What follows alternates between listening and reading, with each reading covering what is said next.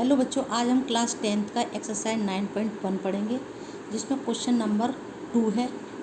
तो पढ़ते हैं इसको। A tree break due to storm and the broken part went so that the top of the touch the ground making on angle 30 with. यानी कि कोई tree है जो टूट गया तूफान में और ब्रोकन पार्ट जो है मुड़ गया, मुड़ करके टॉप पार्ट ब्रोकन टॉप वाला पार्ट मुड़ करके टच हो रहा है ज़मीन से। Making an angle 30 with it, यानी कि 30 एंगल बना रहा है वहाँ ज़मीन से टच होकर के।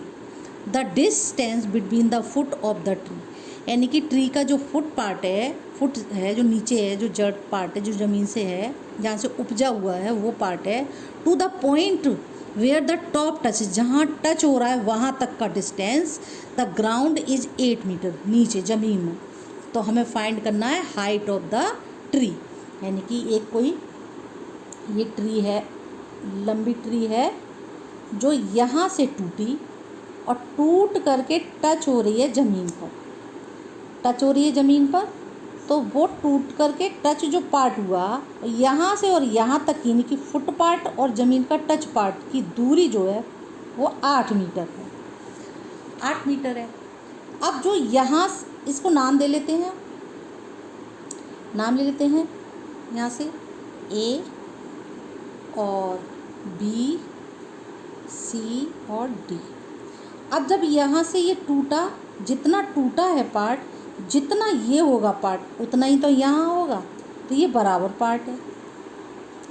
और जो टच ज़मीन से जो टच पार्ट है वहाँ पर बन रहा है एंगल 30, एंगल 30 बन रहा है। तो आइए हम कैसे करते हैं। सी डी बराबर हो, फिर जब टच पार्ट जो टूटा पार्ट है, ये जो पार्ट है इसके बराबर होगा, C D equal C B, इसके बराबर होगा। तो अब देखते हैं हमें क्या निकालना है। तो हमें इसकी हाइट निकालनी है, हमको फाइंड क्या करना है, हाइट ऑफ ट्री टोटल। तो अब हमारा बना ट्राइंगल कहाँ है, ये इतना, तो हमें पहले इतना पार्ट निकालना होगा, तब जाके हम ये लंबा वाला पार्ट निकालेंगे। तो पहले हम इतना निकालने के लिए क्या करते हैं, हम ले लेते हैं ए सी, और हमारे पास दिया क्या है ए बी, ए बी यानी कि गिवन है हमें ए बी बराबर 8 मीटर। और हमारे पास पूछा हमें निकालना क्या है, ए डी हमें निकालना है। तो सबसे पहले ए सी हम इतना पार्ट लेंगे कि ट्राइंगल जो बन रहा है वहीं से तो लेंगे, हम पहले ये पार्ट लेंगे। ये पार्ट लिया तो ए सी हमें पता नहीं है, ए सी हमें पता नहीं है तो हम ए सी को ऐसा ही लिख लेंगे। ए भी हमें पता है 8 मीटर है, और ए सी बराबर, ए सी क्या है हमारा, ए सी जो है परपेंडिकुलर हो गया ना, सीधी खड़ी लाइन है, तो ये हो गया परपेंडिकुलर। और ए बी क्या है, बेस। अब ये ए बी यानी कि ये क्या होता है, पीले बेटा पीले हरी हरी बोतल। अब परपेंडिकुलर और बेस, ये पार्ट और ये पार्ट मिल रहा है, तो कैसे, ये साइन का होता है सिंबल और ये कॉस का होता है और ये टेन का होता है। तो किससे मिल रहा है, टेन से। तो हम यहाँ लिख देंगे इसके बराबर, यानी कि ये 10 के बराबर होता है, तो 10 और 10 30 एंगल दिया है तो 30। अब ए सी हमको दिया नहीं है, ऐसा का ऐसे ही, और ए बी हमको 8 दिया है। तो 10 30 का मान कितना होता है, 10 30 का मान होता है हमारा 1/√3 इक्वल ए सी हमें ऐसा का ऐसा ही और 8। अब हम क्रॉस मल्टीप्लिकेशन करेंगे। क्रॉस मल्टीप्लिकेशन में क्या हो जाएगा हमारा, ए सी √3 इक्वल 8 आ जाएगा। हमें ए सी बराबर निकालना होगा, तो 8/√3। √3 जो नीचे जब आता है तो इसको रेशनलाइज कर लेते हैं। रेशनलाइज कैसे करते हैं, 8/√3 इंटू √3/√3। तो ये रूट से रूट ख़त्म और एक 3 बचा, यानी कि 8/√3y/3। वो कैसे कि √3 का मल्टीप्लाई √3 में करेंगे तो ये हमारा √3 ये आ जाएगा, तो इससे ये ख़त्म, तो खाली 3 बचा। यानी कि ए सी बराबर हमारा क्या आ गया, ए सी बराबर हमारा क्या आ गया, ए सी कहाँ है, ये रहा, ये आ गया हमारा। अब हम करेंगे, यानी कि ए सी निकल आया अब हम निकालते हैं, यानी कि हमारा AC क्या निकला, 8√3/3 निकला। अब हमें ये पार्ट निकालना है, तो ये पार्ट निकालने के लिए क्या करना है हमको कि ये जो पार्ट टूट के जहाँ से गिरा है वो यहाँ के टच हो रहा है, तो जितना यहाँ गिरा है उतना ही तो यहाँ है, तो ये बराबर ही तो है दोनों।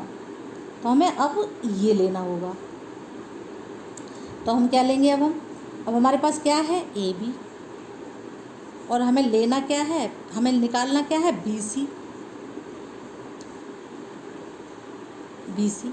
ये BC है, और AB और BC बराबर क्या होता है, AB क्या हो गया, AB हो गया बेस, और BC क्या हो गया, हाइपोटेनियस। इसके इक्वल होता क्या है, ये देखो, बेस अपॉन हाइपोटेनियस किसका हो गया, कॉस का, तो ये होता है कॉस, इसको यहाँ लिख देते हैं कॉस, और ये 30 दिया है तो यहाँ 30 लगा देंगे, इक्वल। अब हमारे पास AB बराबर कितना दिया है, 8, और BC बराबर हमें निकालना है, और cos 30 का मान क्या होता है, cos 30 का मान होता है √3/2 और 8/BC। क्रॉस मल्टीप्लिकेशन कर लो तो BC इक्वल 8/16/√3। अब √3 यहाँ पे भी नीचे आ गया, तो इसको भी रेशनलाइज करना होगा, 16/√3 इंटू √3/√3।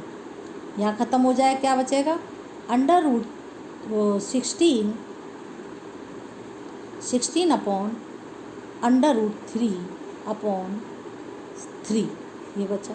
तो हमारा BC अब कितना आ गया, BC हमारा ये पार्ट आ गया।